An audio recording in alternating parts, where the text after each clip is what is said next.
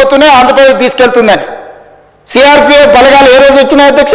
మీరు ఉన్నప్పుడు రాలేదా?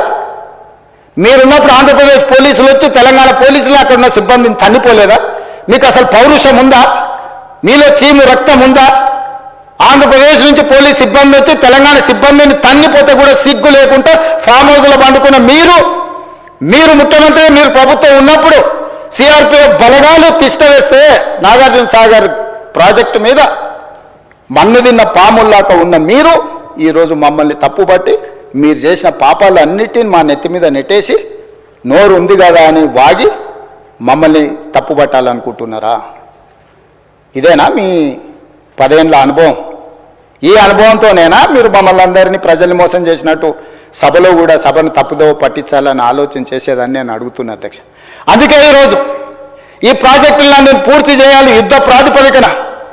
మీరు అప్పులు తప్పులు చేసి ఇక్కడ కొంప ముంచిపోతే కూడా దాన్ని చక్కదిద్దుకుంటూ ఒకటొకటిగా పరిష్కరించుకుంటూ ఆ ప్రాజెక్టులను ఎట్లయినా పూర్తి చేయాలని నిన్న మొన్న సీతారామ సాగర్లో మా తుమ్మల నాగేశ్వరరావు గారు, మా ఉత్తమ్ కుమార్ రెడ్డి గారు, ఆ జిల్లా మంత్రులందరూ కష్టపడి అక్కడ ప్రాజెక్టులను ఒక కొలికి తెచ్చే ప్రయత్నం చేస్తారు. పాలమూరు రంగారెడ్డి ఎత్తిపోతలను చేయాలనుకుంటున్నాం. శ్రీశైలం లెఫ్ట్ బ్యాంక్ కెనాల్ని మేము వచ్చిన తర్వాత 10 ఏళ్ళు నువ్వు పడవ పెడితే మళ్ళీ ప్రారంభించినాం. అనుకోకుండా ఒక ప్రమాదం జరిగింది అధ్యక్ష. ప్రమాదం జరిగి ప్రజలు చచ్చిపోతే, అక్కడ ఉన్న కార్మికులు చచ్చిపోతే సానుభూతి చూపించాలి, కుటుంబాలను ఆదుకోవాలి, కుటుంబాలను పరామర్శించాలి. కానీ పైశాచిక ఆనందం ఏంది అధ్యక్ష?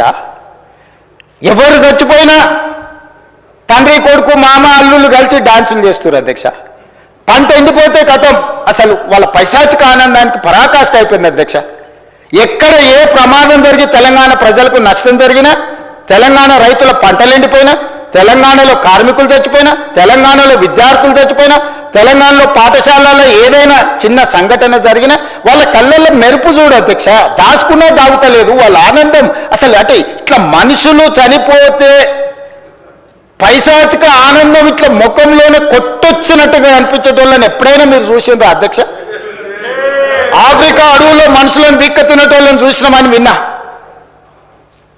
ఈడీ ఆమీన్ ఏదది ఉగాండాకు అధ్యక్షుడు ఉండే అధ్యక్ష ఈడీ ఆమీన్ అని. ఆయన మనుషుల్ని కోసి ఫ్రిడ్జ్లో పెట్టుకొని కొంచెం తీసి ఫ్రై చేసుకొని తినేటోడు అని. అంటే సినిమాలు చూస్తే నాకు ఆశ్చర్యం అనిపించింది, ఇట్లా కూడా ఉంటారా అని. ఇప్పుడు నిజం చేస్తున్నారు అధ్యక్ష. ఇక్కడ వీళ్ళు ఈడీ అమీన్తో పోటీ పడుతున్నారు అధ్యక్ష వీళ్ళ పైశాచిక ఆనందంలో. ఇది మంచిది కాదు అధ్యక్ష తెలంగాణకు. 25 ఏళ్ళు మీరు పార్టీ పెట్టి ప్రజలు ప్రతిసారి మిమ్మల్ని ఆదరించారు, అవకాశం ఇచ్చారు. ఆనాడు రాజశేఖర రెడ్డి గారు, చంద్రబాబు నాయుడు గారు, కేంద్ర ప్రభుత్వాలు కూడా మిమ్మల్ని ఓడించాలని చూసిన ప్రజలు మిమ్మల్ని గెలిపించారు. మరి ఈనాడు గుండుసున్న ఇస్తే కనీసం జ్ఞానోదయం కలగాలి కదా అధ్యక్ష. 8 సీట్లలో డిపాజిట్లు పోవడం అనేది సామాన్యమైన విషయమా అధ్యక్ష? ఎందుకు ఆత్మ పరిశీలన చేసుకోరు? ప్రజల్ని ఎందుకు తిడుతున్నారు అధ్యక్ష? మీరు చేసిన తప్పులకు, మీరు చేసిన అప్పులకు ప్రజలు శిక్ష విధించిండ్రు. దాన్ని వదిలేసి ప్రజలే తప్పు చేసినట్టు, ప్రజలే క్షమాపణ చెప్పాలన్నట్టు, ప్రజల్నే ఉరిదీయాలన్నట్టు, ప్రజల్నే శిక్షించాలన్నట్టుగా వాళ్ళ మాటలు చూడండి అధ్యక్ష. ప్రజలు వాళ్ళు ప్రజలు మోసం చేసింది మాట్లాడతలేరు అధ్యక్ష. ప్రజలను తిట్టేది ఏంది అధ్యక్ష? ప్రజలు విఘ్నులు. ఎప్పుడు ఎవరికి ఏ రకంగా చెప్పాలనో ఇండికేట్ చేయాలనో ఇండికేట్ చేస్తారు అధ్యక్ష. భూకంపం కూడా ఒకటేసారి అది అధ్యక్ష. ఫస్ట్ కొంచెం కదిలి, మళ్ళీ కొంచెం ఆగి, కొంచెం కదిలి, తర్వాత భూకంపం వద్ద అధ్యక్ష.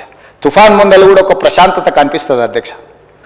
తెలంగాణ సమాజం కూడా తుఫాన్ ముందు ప్రశాంతత లాగా 2022 నుంచి 23 నుంచి వరుసగా అట్లా చూపిస్తూనే ఉన్నారు వాళ్ళ గంభీరత్వాన్ని.